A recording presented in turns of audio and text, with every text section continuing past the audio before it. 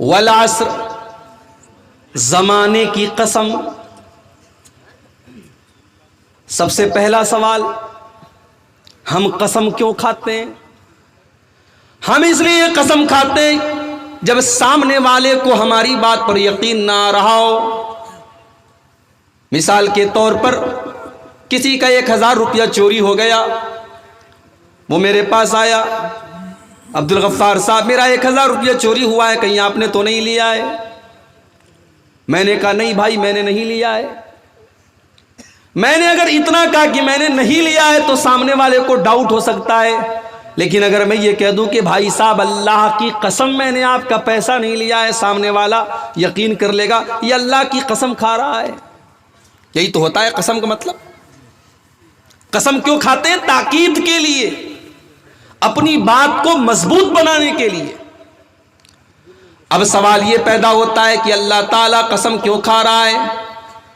کیا نعوذ باللہ اللہ تعالیٰ کو یہ ڈاؤٹ ہے کہ میرے بندے میری بات نہیں مانیں گے، میرے بندوں کو میری بات میں شک ہوگا؟ نہیں نہیں، اللہ کی بات میں کس کو شک ہو سکتا ہے؟ اللہ تو اپنے قرآن کی شروعات میں کہتا ہے الف لام میم ذالک الکتاب لا ریب فیہ ھدی للمتقین۔ میرے بندو یہ جو کتاب تم پڑھنے جا رہے ہو، جو تم قرآن پڑھنے جا رہے ہو، لا ریب فیہ، اس کے اندر کوئی ڈاؤٹ کی، کوئی سندے کی، کوئی شک کی کوئی جگہ ہی نہیں ہے۔ اس کا ایک ایک حرف سچا ہے، اس کا ایک ایک شبد سچا ہے، اس قرآن کے اندر کوئی شک نہیں ہے۔ تب اللہ قسم کیوں کھا رہا ہے؟ اللہ قسم کھا رہا ہے یہ بتانے کے لیے کہ ہم جو بات کہنے جا رہے ہیں وہ بہت امپورٹنٹ ہے، بہت اہم ہے، بہت مہتوپورن ہے، اس پر تم دھیان دو، بہت اہم بات بتانے جا رہا ہوں، اس لیے اللہ قسم کھاتا ہے۔ اب یہاں ایک بات اور سمجھ لیجئے، اللہ تعالیٰ جس کی چاہے قسم کھا سکتا ہے۔ اس نے قرآن میں انجیر کی بھی قسم کھائی ہے، اللہ نے قرآن میں زیتون کی قسم کھائی، اللہ نے قرآن میں طور سینا کی قسم کھائی، اللہ نے قرآن میں مکہ شہر کی قسم کھائی، اللہ نے قرآن میں اللہ کے نبی کی زندگی کی قسم کھائی، اللہ نے قرآن میں سورج کی قسم کھائی، زمین کی قسم کھائی، آسمان کی قسم کھائی۔ اللہ جس کی چاہے قسم کھا سکتا ہے، مگر ہمیں اور آپ کو یہ اجازت نہیں کہ ہم اللہ کے علاوہ کسی اور کی قسم کھائیں۔ اگر ہم اللہ کے علاوہ کسی اور کی قسم کھاتے ہیں تو اللہ کے نبی فرماتے ہیں من حلف بغیر اللہ فقد اشرک، جس نے اللہ کے علاوہ کسی اور کی قسم کھائی تو اس نے شرک کیا۔ میاں بیوی میں جھگڑا ہو رہا ہے، بیوی کہہ رہی ہے شوہر سے ارے میں جھوٹ نہیں بول رہی ہوں، بچے کی قسم، بچوں کی قسم لوگ کھا لیتے ہیں۔ شوہر بیوی کے ہاتھ پر، سر پر ہاتھ رکھ کر کے کہتا ہے میں تیری قسم کھاتا ہوں۔ یاد رکھو میرے پیارے ساتھیوں، نہ بیوی کی قسم کھانا جائز ہے، نہ بچوں کی قسم کھانا جائز ہے، نہ ماں کی قسم کھانا جائز ہے، نہ محبوبہ کی قسم کھانا جائز ہے۔ اللہ کے علاوہ کسی کی قسم نہیں کھا سکتے، یہاں تک کہ کھانے کعبہ کی قسم بھی نہیں کھانی چاہیے، اس لیے کہ کھانے کعبہ اللہ نہیں ہے، اللہ کا گھر ہے۔ ہم کھانے کعبہ کی بھی قسم نہیں کھا سکتے کیونکہ صرف اور صرف اللہ کی قسم کھانا ہے۔ کھانے کعبہ تو اللہ کا گھر ہے، اللہ نہیں ہے۔ ہمارے بہت سارے غیر مسلم بھائی ہیں، ان کے دماغ میں یہ بیٹھا ہوا ہے کہ مسلمان کھانے کعبہ کی پوجا کرتا ہے۔ ان کو جا کر کے صحیح بخاری کی وہ حدیث پڑھ کے سنا دینی چاہیے میرے بھائیوں کہ حضرت عمر فاروق رضی اللہ تعالیٰ عنہ کھانے کعبہ کا طواف کر رہے تھے، اور کھانے کعبہ کا طواف کرتے ہوئے جب حجر اسود کے پاس پہنچے، حجر اسود وہی پتھر ہے، کالا پتھر، طواف کے دوران جس کو چوما جاتا ہے، حضرت عمر فاروق رضی اللہ تعالیٰ نے اس پتھر کو چوما اور چوم کر کے کیا کہا؟ انی اعلم انک حجر ما تنفع ولا تضر۔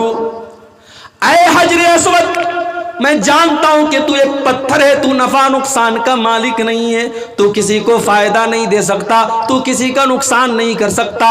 اگر میرے نبی نے تجھے نہ چوما ہوتا تو میں تجھے نہ چومتا، کیونکہ تجھے چومنا میرے نبی کا طریقہ ہے، میرے نبی کی سنت ہے، اس لیے میں تجھے چوم رہا ہوں۔ حضرت عمر نے دنیا والوں کو سندیش دے دیا کہ مسلمان حجر اسود کی پوجا نہیں کرتا ہے، اور حضرت بلال نے خانہ کعبہ کی چھت پہ کھڑے ہو کر کے اذان دے کر کے یہ ثابت کر دیا کہ مسلمان خانہ کعبہ کی پوجا نہیں کرتا۔ مسلمان اگر خانہ کعبہ کا طواف کرتا ہے، اس کی پریکرما کرتا ہے، تو اس لیے کرتا ہے کیونکہ اللہ کا آدیش ہے، اللہ کا حکم ہے، اس کے رسول کا طریقہ ہے۔ خانہ کعبہ ہمارے نزدیک مقدس تو ہے، مگر ہم خانہ کعبہ کی عبادت نہیں کرتے، اسی لیے خانہ کعبہ کی آپ خانہ کعبہ کی قسم نہیں کھا سکتے۔ اگر آپ کو قسم کھانا ہے تو آپ کہیں گے رب کعبہ کی قسم، آپ کعبہ کی قسم نہیں کھا سکتے۔ ایک اور مسئلہ یاد کر لو، قرآن کی قسم کھا سکتے ہیں کہ نہیں؟ بولو بھائی، کھا سکتے ہیں کہ نہیں کھا سکتے؟ کھاتے تو ہیں لوگ، بلکہ کھانے کا قرآن کی قسم کو تو سب سے زیادہ اہمیت دی جاتی ہے۔ بھائی بھائی میں جھگڑا ہو جاتا ہے، اگر کوئی بھائی قرآن اٹھا کر کے کوئی قسم کھا لے تو پورا زمانہ کہتا ہے یار اس نے قرآن اٹھا کے قسم کھائی ہے، اس کی بات غلط نہیں ہو سکتی۔ یاد رکھو میرے بھائی، قرآن کی قسم کھا سکتے ہیں کیونکہ قرآن اللہ کا کلام ہے۔ جیسے اللہ کی قسم کھانا جائز ہے ویسے اللہ کے کلام کی قسم کھانا جائز ہے، مگر قرآن ہاتھ میں لے کر کے قسم کھانا جائز نہیں ہے، کیونکہ جو قرآن جو ہمارے سامنے موجود ہے، یہ قرآن تو کاغذ کا ہے، اس کے پیج تو کاغذ کے ہیں، یہ کاغذ اور یہ اس کے اوپر جو کاغذ لگا ہوا ہے یہ اللہ کا کلام نہیں ہے، بلکہ اس کے اندر جو باتیں لکھی ہیں وہ اللہ کا کلام ہے۔ تو ہم زبانی طور پر کہہ سکتے ہیں کہ قرآن کی قسم، لیکن قرآن ہاتھ میں لے کر کے اگر ہم کہتے ہیں کہ قرآن کی قسم کھاتا ہوں تو یہ غلط ہے، اور یہ طریقہ نبی سے ثابت نہیں، صحابہ سے ثابت نہیں۔ تو جو لوگ اپنے جھگڑوں میں قرآن اٹھا کے قسم کھاتے ہیں وہ غلط کرتے ہیں، اس حرکت سے باز آ جائے۔ والعصر، زمانے کی قسم، اللہ زمانے کی قسم کھا رہا ہے، گویا اللہ تعالیٰ یہ میسج دے رہا ہے، یہ سندیش دے رہا ہے، یہ پیغام دے رہا ہے، میرے بندو یہ جو زمانہ ہے، یہ جو ٹائم ہے، یہ جو سمے ہے، اس کی قدر کرو، یہ بڑا قیمتی ہے۔ اگر سمے تمہارے پاس آج ہے تو کل نہیں ہوگا، اس سمے کی قسم کھا کر کے اللہ تعالیٰ سمے کی اہمیت بتا رہا ہے، ٹائم کی اہمیت بتا رہا ہے۔ لوگ بولتے ہیں نا وقت بہت خراب ہے، کچھ لوگ بولتے ہیں زمانہ بہت خراب ہے، نہیں بولنا چاہیے ایسا۔ زمانہ خراب نہیں ہوتا، وقت خراب نہیں ہوتا، خراب ہم اور آپ ہوتے ہیں۔ زمانہ تو اللہ تعالیٰ چلاتا ہے، وقت کو تو اللہ تعالیٰ چلا رہا ہے، اس لیے ایسا نہیں بولنا چاہیے وقت بہت خراب ہے۔ بہت سے لوگ بول دیتے نا، کسی دن اگر کوئی حادثہ ہو جائے تو لوگ بولتے تھے پتہ نہیں آج کس کی شکل دیکھی تھی، میری بائک کا ایکسیڈنٹ ہو گیا۔ کاروبار میں نقصان ہو جائے لوگ بول دیتے ہیں پتہ نہیں آج کس کی شکل دیکھ کر کے آیا تھا، میرا کاروبار میں نقصان ہو گیا۔ غلط ہے، یہ چیز حرام ہے۔ کسی کی شکل دیکھنے سے کوئی نقصان نہیں ہوتا، کسی کی شکل دیکھنے سے کوئی حادثہ نہیں ہوتا، اور نہ زمانہ خراب ہوتا ہے نہ وقت خراب ہوتا ہے۔ اسی لیے اللہ کے نبی فرماتے ہیں، بخاری کی روایت ہے، اللہ تعالیٰ فرماتا ہے یوزینی ابن آدم، آدم کا بیٹا مجھے تکلیف پہنچاتا ہے، یسب الدہر، اور آدم کا بیٹا تو زمانے کو گالی دیتا ہے، زمانے کو برا بھلا کہتا ہے، وَأَنَا الدَّارُ، جبکہ میں خود زمانہ ہوں، اقلب اللیل والنہار، زمانے کو تو میں چلانے والا ہوں، رات اور دن کو تو میں چلاتا ہوں۔ جو زمانے کو گالی دیتا ہے، جو زمانے کو برا بھلا کہتا ہے، وہ گویا کہ اللہ تعالیٰ کو برا بھلا کہتا ہے۔ تو زمانے کو گالی مت دو، اللہ نے زمانے کی قسم کھائی، اور اللہ نے یہ پیغام دیا کہ اپنے ٹائم کی قدر کرو۔ میرے نوجوان ساتھیوں، آج سب سے زیادہ اگر کوئی چیز برباد کی جا رہی ہے تو ٹائم برباد کیا جا رہا ہے۔ فیس بک کے اوپر رات رات بھر لگا رہنے والا میرا نوجوان بھائی، اور دن بھر موبائل پر چیٹنگ کرنے والا میرا نوجوان بھائی، بڑے پیار سے، بڑے پریم سے، بڑی محبت سے کہنا چاہوں گا، یہ جوانی فیس بک پر چیٹنگ کرنے کے لیے تو نہیں ملی ہے، یہ یوٹیوب کے شارٹس دیکھنے کے لیے تو نہیں ملی ہے، یہ فیس بک کی ریلز دیکھنے کے لیے تو نہیں ملی ہے، یہ جوانی تو اللہ کو راضی کرنے کے لیے ملی ہے۔ اس جوانی میں آپ اللہ کو راضی کر لیں گے، بڑھاپے میں نہیں کر پائیں گے۔ جو جوانی میں آپ کام کر لیں گے وہ بڑھاپے میں نہیں کر پائیں گے۔ اسی لیے اللہ کے پیارے نبی فرماتے ہیں اغتنم خمسن قبل خمسن، 5 چیزوں کی قدر کرو، 5 چیزوں کی ویلو کو سمجھو، 5 چیزوں کے آنے سے پہلے۔ شبابک قبل حرمک، اپنی جوانی کی قدر کرو اس کے پہلے کہ بڑھاپا آ جائے۔ وصحتک قبل سقمک، اپنی تندرستی کی قدر کرو اس کے پہلے کہ تم بیمار ہو جاؤ۔ پاکستان کا ایک نوجوان، اس کا فیس بک کے اوپر فوٹو بھی آیا تھا، باڈی بلڈر تھا، اس کا خوبصورت جسم دیکھ کر کے کوئی کہہ نہیں سکتا تھا یہ کبھی بیمار پڑے گا۔ شاید اس کے جیسا باڈی بلڈر بہت کم دیکھنے کو ملتا ہے۔ ایک طرف اس کی وہ تصویر آئی جس میں اس کے پورے جسم کی نمائش ہو رہی ہے، دوسری طرف اس کو بلڈ کینسر ہو جاتا ہے اور وہ سوکھ کر کے لکڑی ہو جاتا ہے، اس کی شکل پہچان میں نہیں آتی، اور کچھ دنوں کے بعد اس کے انتقال کی خبر بھی فیس بک کے اوپر آ جاتی ہے۔ میرے نوجوان ساتھیوں، آج آپ کے پاس صحت ہے، تندرستی ہے، آپ موج مستی کر رہے ہیں، کوئی شراب پی رہا ہے، کوئی زنا کر رہا ہے، کوئی گٹکھا کھا رہا ہے، کوئی پان مسالہ کھا رہا ہے، کوئی ناچ گانے میں ویست ہے۔ میرے پیارے ساتھی، کس بات کی کیا گارنٹی ہے کہ یہ تندرستی ہمیشہ آپ کے پاس رہے گی؟ اگر آج اللہ نے تندرستی دی ہے، اس تندرستی کی حالت میں آپ جتنی نماز پڑھ سکتے ہیں، کل بیماری کی حالت میں آپ نہیں پڑھ پائیں گے۔ ہو سکتا ہے آج آپ کھڑے ہو کر کے نماز پڑھ سکتے ہیں، اللہ نہ کرے ایسی بیماری آ جائے کہ آپ کھڑے ہو کر کے نماز پڑھنا چاہیں گے مگر نہیں پڑھ پائیں گے، آپ کو کرسی کا سہارا لینا پڑے گا۔ آج بھی دیکھو کتنی مسجد میں لوگ آج کرسی پر بیٹھ کر کے نماز پڑھتے ہیں، اللہ نے ان کو اس لائق بھی نہیں بنایا کہ وہ زمین کے اوپر سجدہ کر سکیں۔ اگر اللہ نے آپ کو اس لائق بنایا ہے کہ آپ اللہ کی بارگاہ میں صحیح سلامت سجدہ کر سکتے ہیں، تو میرے پیارے ساتھیوں، اس نعمت پر آپ اللہ کا شکر ادا کیجئے اور اس صحت کی قدر کیجئے۔ وصحتک قبل سقمک، اپنی تندرستی کی قدر کرو اس کے پہلے کہ تم بیمار ہو جاؤ۔ وغناک قبل فقرک، اور اپنی دولت کی قدر کرو اس کے پہلے کہ تم فقیر ہو جاؤ۔ اگر آج اللہ نے نوازا ہے، اگر آج اللہ نے دولت دی ہے، تو اس دولت کی قدر کرو اور اس دولت کو اللہ کی راہ میں خرچ کرو۔ غریبوں کی مدد کرو، یتیموں کی مدد کرو، بے سہاروں کو سہارا دے دو، غریبوں کو کمبل دے دو، بے سہاروں کو سہارا دے دو۔ ہو سکتا ہے کہ کل آپ کو سہارے کی ضرورت پڑ جائے، آج آپ دوسروں کو دینے کے لائق ہے، اللہ نہ کرے ایسی نوبت آ جائے کہ آپ کا ہاتھ کسی اور کے آگے پھیلانا پڑ جائے۔ وَغِنَاكَ قَبْلَ فَقْرِكَ، اپنی دولت کی قدر کرو اس کے پہلے کہ تم فقیر ہو جاؤ۔ وَفَرَاغَكَ قَبْلَ شُغْلِكَ، اور اپنے ٹائم کی قدر کرو، اپنے سمے کی قدر کرو اس کے پہلے کہ تم بزی ہو جاؤ۔ کبھی سوچو میرے بھائی، اپنی زندگی میں فلیش بیک کر کے دیکھو، 5 سال پہلے آپ کو جتنی فرصت تھی آج آپ کو نہیں ملتی۔ جب تک شادی نہیں ہوئی تھی بہت سارے کام آدمی کر لیتا ہے، شادی ہو گئی، بیوی آ گئی، ذمہ داریاں آ گئی، بہت سارے کام نہیں کر پاتا ہے۔ پھر بچے پیدا ہو گئے اور ذمہ داریاں آ گئی، بچے اسکول جانے لگے، مدرسے جانے لگے اور ذمہ داریاں آ گئیں، بچے بڑے ہو گئے اور ذمہ داریاں آنے لگی۔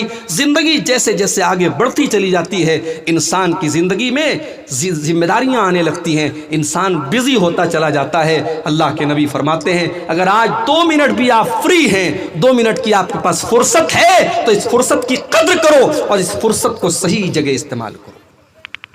ہم کہاں استعمال کر رہے ہیں؟ 3 گھنٹے بیٹھ کر کے فلمیں دیکھ رہے ہیں، فیس بک کے اوپر بیٹھ کر کے ویڈیوز دیکھ رہے ہیں۔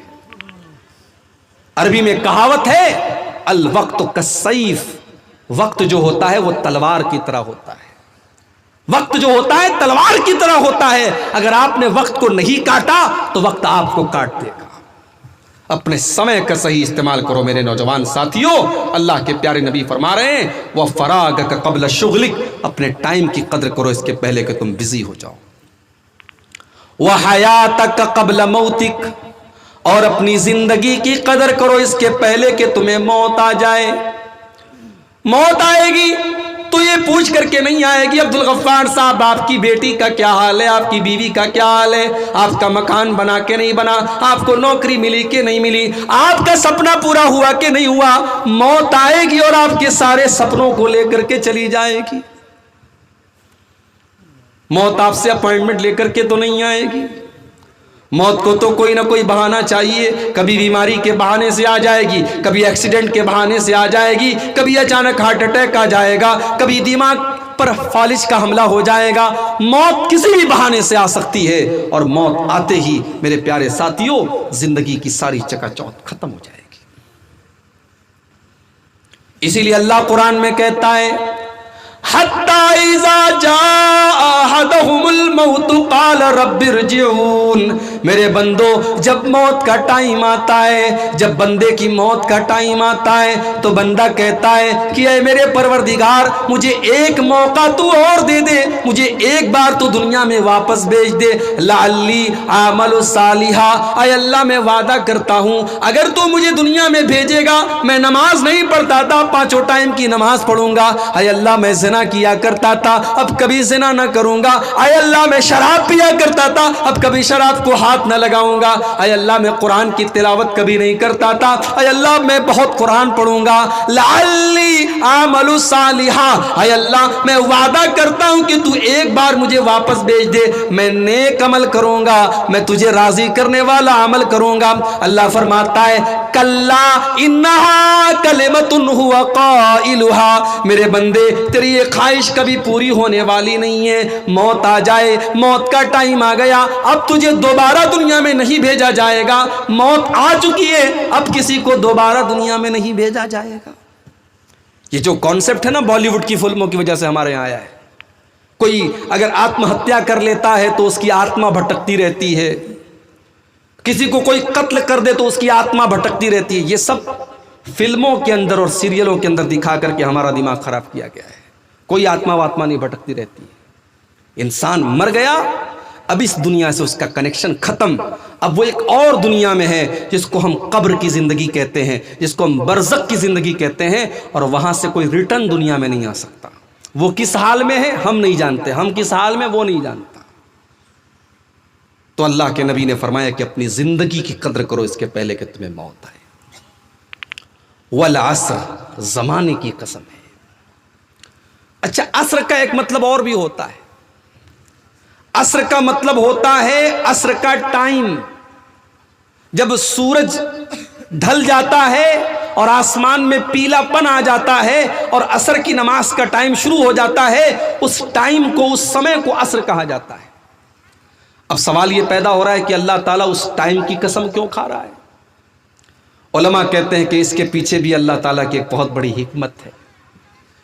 اللہ تعالیٰ عصر کے ٹائم کی قسم کھا کر کے یہ بتا رہا ہے جس طریقے سے عصر کا ٹائم آتا ہے تو لوگ دھیرے دھیرے اپنے گھروں کو جانے لگتے ہیں، مزدور اپنا کام ختم کرنے لگتے ہیں، کسان اپنا کام ختم کرنے لگتا ہے، دکاندار اپنی دکان کو لپیٹنے لگتے ہیں، بزنس مین لوگ دھیرے دھیرے اپنے گھر کو واپس جانے لگتے ہیں. جب عصر کا ٹائم آتا ہے تو اس بات کی پہچان ہوتی ہے جب سورج ڈوبنے والا ہے، اب دن ختم ہونے والا ہے.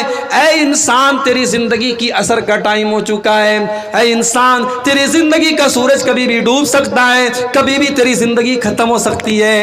اے انسان جب بھی تو اپنے بستر پر رات کو سونے جائے تو یہ سوچ کر کے سویا کر کہ ہو سکتا ہے کہ وہ تیری زندگی کی آخری رات ہو. جب تو صبح کو اٹھے تو یہ سوچ کر کے اٹھ کہ ہو سکتا ہے یہ تیری زندگی کی آخری صبح ہو. تیری زندگی کی عصر کا ٹائم شروع ہو چکا ہے. اور بعض علماء کہتے ہیں کہ عصر سے مراد یہاں عصر کی نماز ہے. اللہ تعالیٰ عصر کی نماز کی قسم کھا رہا ہے. 5 ٹائم کی نمازیں، اور 5 ٹائم کی نمازوں میں سب سے اہم نماز عصر کی نماز ہے. عصر کی نماز بیچ کی نماز ہے. دن کی پہلی نماز فجر ہے، اس کے بعد ظہر ہے، اور بیچ میں عصر کی نماز ہے۔ دو نمازیں رات میں، دو نمازیں دن میں، اور بیچ میں عصر کی نماز ہے۔ اسی لیے اللہ کے نبی عصر کی نماز کو بڑی اہمیت دیتے تھے۔ اگر کسی کی عصر کی نماز چھوٹ جائے، اللہ کے نبی فرماتے ہیں فَكَأَنَّمَا وُتِرَ أَهْلُهُ وَمَالُهُ، گویا کہ اس کا مال خراب ہو گیا، اس کے اہل و عیال برباد ہو گئے، اس کی فیملی برباد ہو گئی، اس کا پریوار برباد ہو گیا۔ عصر کی نماز کا چھوٹ جانا بہت بڑا نقصان ہے۔ اللہ کے نبی کبھی جلدی کسی پر بد دعا نہیں کرتے تھے۔ جنگ خندق کے موقع پر جب دشمنوں سے لڑائی چل رہی تھی اور لڑائی کی وجہ سے اللہ کے نبی کی عصر کی نماز قضا ہو گئی، عصر کی نماز چھوٹ گئی، یہاں تک کہ سورج ڈوب گیا اور اللہ کے نبی کو مغرب کے ٹائم پر عصر کی نماز پڑھنی پڑی۔ اللہ کے نبی نے بد دعا کی، اللہ کے نبی نے کافروں کے اوپر بد دعا کی۔ آپ نے فرمایا ملأ اللہ بیوتہم وقبورہم نارا، اللہ ان کے گھروں کو اور ان کی قبروں کو جہنم کی آگ سے بھر دے۔ شغلونا عن الصلاۃ الوسطی، ان کی وجہ سے ہماری عصر کی نماز قضا ہو گئی، ہماری عصر کی نماز چھوٹ گئی۔ تو عصر کی نماز بڑی امپورٹنٹ نماز ہے۔ اللہ تعالیٰ عصر کی نماز کی قسم کھا رہا ہے، زمانے کی قسم، عصر کی نماز کی قسم، عصر کے ٹائم کی قسم۔ ان الانسان لفی خسر، زمانے کی قسم کھا کر کے اللہ تعالیٰ کیا بات کہہ رہا ہے؟ بے شک سارے کے سارے انسان گھاٹے میں۔ انڈیا کا انسان بھی گھاٹے میں، سعودی عرب کا انسان بھی گھاٹے میں، امریکہ کا گورا بھی گھاٹے میں، افریقہ کا کالا بھی گھاٹے میں۔ آدم علیہ السلام کی جتنی اولادیں، سارے کے سارے انسانوں کے بارے میں اللہ کہہ رہا ہے ان الانسان لفی خسر، بے شک سارے کے سارے انسان گھاٹے میں۔ مکیش امبانی تو اربوں کی سمپتی کے مالک ہیں، ٹاٹا اور اڈانی اور برلا تو کروڑوں اور خربوں کے مالک ہیں۔ اے اللہ کیا وہ بھی خسارے میں؟ فرمایا ان الانسان لفی خسر، بے شک سارے کے سارے انسان گھاٹے میں۔ میرے بندو، گھاٹا یہ نہیں کہ دنیا میں تمہارے پاس دولت ہے کہ نہیں ہے، دنیا میں تمہارے پاس رہنے کو مکان ہے کہ نہیں ہے، دنیا میں تمہارے بال بچے سکھی اور چین سے ہیں کہ نہیں ہے۔ گھاٹا تو یہ ہے، نقصان تو یہ ہے کہ کل اللہ کی بارگاہ میں جب اللہ کی بارگاہ میں حساب و کتاب کیا جائے گا تو تمہارا حساب یہ نکلے، تمہارا انجام یہ نکلے کہ تم کو جہنم میں ڈال دیا جائے۔ یہ اصل گھاٹا ہے، یہ اصل خسارہ ہے۔ ان الانسان لفی خسر، اور سارے کے سارے انسان اسی گھاٹے میں ہیں۔ جن کے اندر چار چیزیں پائی جائیں ان کو چھوڑ کر کے باقی سارے کے سارے انسان گھاٹے میں۔ تو گھاٹا یہ ہے کہ انسان قیامت کے دن جہنم کی آگ میں چلا جائے۔ میرے پیارے ساتھیو، آج دنیا میں ایک معمولی سی آگ لگ جاتی ہے، کوئی اس آگ میں جل جاتا ہے، مر جاتا ہے، اس کی لاش ہمارے سامنے آتی ہے، اس کی لاش کو ہم دیکھ نہیں پاتے۔ کمزور دل اور دماغ کا آدمی کسی جلی ہوئی لاش کو دیکھ نہیں سکتا۔ بہت سی عورتیں تو دیکھ کر کے الٹی کر دیتی ہیں۔ سوچو میرے بھائیو، دنیا کی آگ سے ہم اتنا ڈرتے ہیں اور دنیا کی آگ میں کوئی جل جائے تو ہم دیکھ کر کے برداشت نہیں کر پاتے۔ اللہ کے نبی فرماتے ہیں نارکم جزء من نار جہنم، تمہاری دنیا کی آگ تو جہنم کی آگ کا ایک حصہ ہے۔ جہنم کی آگ تو دنیا کی آگ سے 69 گنا زیادہ ہے، 69 ٹائم زیادہ خطرناک ہے۔ دنیا کی آگ پیٹرول سے جلتی ہے، ڈیزل سے جلتی ہے، مٹی کے تیل سے جلتی ہے، لکڑی اور کوئلے سے جلتی ہے، لیکن جہنم کی آگ کس سے جلتی ہے؟ فرمایا وقودھا الناس والحجارہ، جہنم کی آگ تو انسانوں اور پتھروں سے جلتی ہے۔ کل قیامت کے دن جس کو اللہ تعالی فمن زوزی عن النار وادخل الجنت فقد فاز، جس کے بارے میں اللہ تعالیٰ یہ فیصلہ کر دے کہ وہ جہنم کی آگ سے بچا لیا گیا، اس کو جنت میں ڈال دیا گیا، وہی کامیاب ہے، وہی پروفٹ میں ہے، وہی فائدے میں۔ اور جو جہنم کی آگ میں چلا جائے گا میرے پیارے ساتھیوں، اللہ فرما رہا ہے ان الانسان لفی خسر، اس سے بڑا خسارے والا کوئی نہیں ہے۔ آپ لوگ تو کسان لوگ ہیں، کھیتی کرتے ہیں. کسان زمین کی جوتائی کرے، ٹائم پر بیج کو بوئے، زمین کے اندر جتنی محنت کرنا ہے ساری محنت کرے، اس کے بعد سیلاب کا پانی آئے، اس کی ساری کھیتی کو تباہ کر کے لے کے چلا جائے. سوچو اس کسان کو کتنی تکلیف ہوگی. اس کو اس بات کی تکلیف تو ہو ہی رہی ہے کہ اس کا کھیت چلا گیا. اس کو اس بات کی تکلیف زیادہ ہوگی کہ میں نے محنت کی تھی، میں نے بوائی کی تھی، میں نے جوتائی کی تھی، میں نے اس کھیت کے اندر اپنا کیپٹل لگایا تھا، میرا سارا کیپٹل برباد ہو گیا. میرے پیارے ساتھیوں، جس کے پاس ایمان نہیں، جس کے پاس توحید نہیں، کل قیامت کے دن وہ بھی خسارے اور نقصان میں ہوگا، اس سے زیادہ خسارے میں کوئی نہیں ہوگا. اللہ نے فرمایا قل هل ننبئكم بالاکثرین اعمالا الذین ضل سعیهم فی الحیاۃ الدنیا وهم یحسبون انهم یحسنون صنعا. میرے بندو، سب سے زیادہ خسارے میں اور نقصان میں تو وہ لوگ ہیں جو دنیا میں نیکی کا کام کرتے تھے اور یہ سوچ کر کے کرتے تھے کہ ان کو ثواب ملے گا، مگر کل آخرت میں ثواب ملنے کے بجائے ان کی نیکیوں کو اللہ تعالیٰ برباد کر دے گا. ان الانسان لفی خسر، بے شک انسان گھاٹے میں. میرے پیارے ساتھیوں، آپ میں سے بہت سارے لوگ حاجی ہوں گے. جو حاجی نہیں ہے، میں دعا کرتا ہوں اللہ ان کو بھی ایک بار حج کی توفیق دے دے. آپ نے عمرہ بھی کیا ہوگا.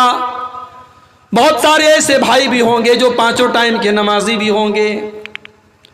بہت سارے ایسے بھائی بھی ہوں گے، ایسی بہنیں بھی ہوں گی جو ڈیلی قرآن کی تلاوت کرتی ہوں گی. میں ایسے بھی نوجوانوں کو جانتا ہوں جو رات میں بغیر تقریر سنے موبائل نہیں بند کرتے اور بستر پہ نہیں سوتے. علماء کی تقریریں سن کر کے وہ رات میں بستر پہ سونے جاتے ہیں. ایسے بھی نوجوانوں کو میں جانتا ہوں. بڑی اچھی بات ہے، آپ یہ نیکی کے کام کر رہے ہیں، لیکن میرے بھائیوں، کل اللہ کی بارگاہ میں اگر آپ کو یہ بتایا جائے کہ آپ کا عمرہ، آپ کا حج، آپ کی نماز، آپ کی تلاوت سب برباد ہو گئی، اللہ کیا ان کو نہیں مانا گیا، اللہ کیا ان کا کوئی ثواب نہیں ہے، تو سوچو آپ کو کتنی تکلیف ہوگی. آئیے ایک حدیث پڑھ کے سناتا ہوں. ہو سکے تو ہم سب اپنے دل پر ہاتھ رکھ کر کے سوچیں کہ اس حدیث میں جو بات بتائی گئی ہے کہیں ایسا تو نہیں کہ یہ بات ہمارے اور آپ کے اوپر فٹ بیٹھ رہی ہے. صحابی کا نام نوٹ کر لو، ثوبان رضی اللہ تعالیٰ عنہ. بچہ پیدا ہو اگر آپ کے گھر میں تو نام رکھ لو، بڑا پیارا نام ہے، صحابی کا نام ہے. اور صحابی کا جب نام آ جائے تو نام کا معنی اور مطلب نہیں دیکھا جاتا، یہ کافی ہے کہ وہ صحابی کا نام ہے. ثوبان رکھ لو نام، یہ نام بڑا پیارا ہے، یہ نبی کے صحابی کا نام ہے.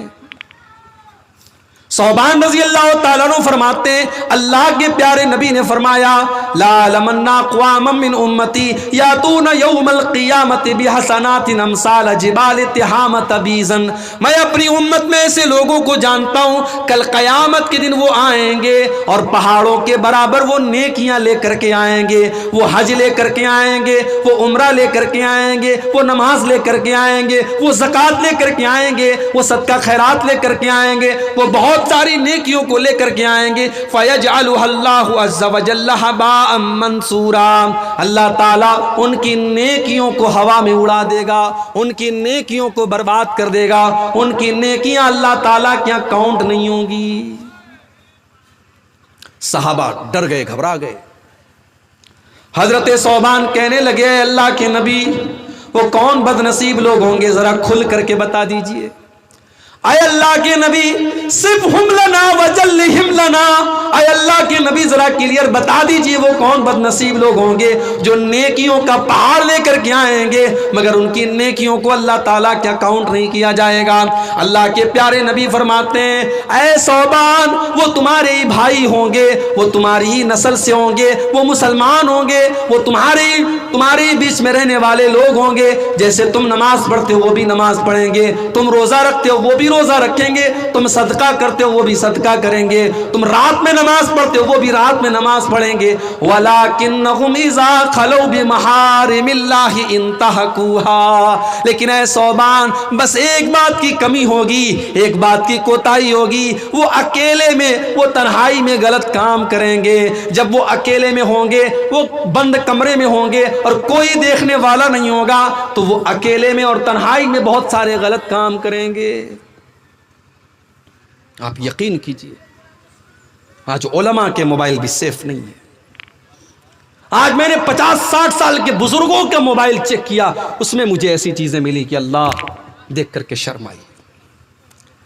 میرے پیارے ساتھیوں، موبائل کے اس دور میں، اسمارٹ فون کے اس دور میں، اس حدیث کو ہم کو سمجھنے کی ضرورت ہے۔ آج علماء سے لے کر کے جاہل تک اور بچوں سے لے کر کے بوڑھوں تک اس موبائل نے سب کو اس گناہ میں ڈال دیا ہے۔ آج سب سے بڑا خطرہ جو